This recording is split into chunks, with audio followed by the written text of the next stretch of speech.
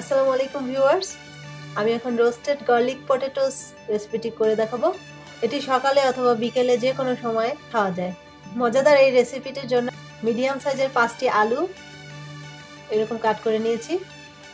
1 চামচ পরিমাণ গোলমরিচের গুঁড়া ছিটিয়ে দিচ্ছি।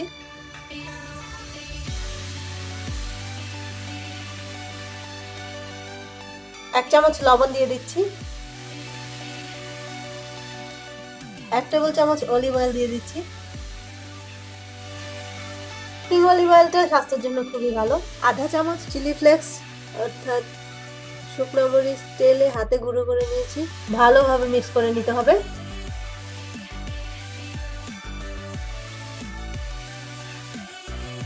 মিডিয়াম আছে 1 চামচ পেঁয়াজ কুচি, টেবিল চামচ রসুন কুচি গোল্ডেন ব্রাউন করে ভেজে নেব।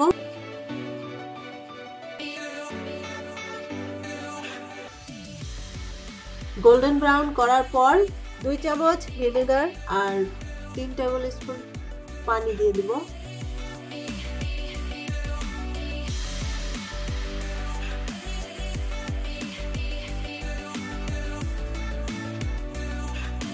মিডিয়াম লো আছে নেড়ে সিদ্ধ করে ভাজা ভাজা করতে হবে। তারপর নামিয়ে নেব।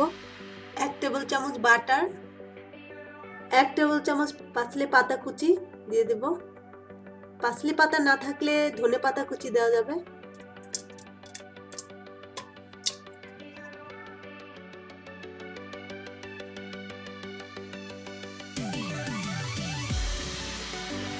বাটার আর পাসলি কুচির মিশ্রণ আলুর পিসগুলোর উপর দিয়ে দিচ্ছি। আলাদা একটা ফ্লেভার আসছে।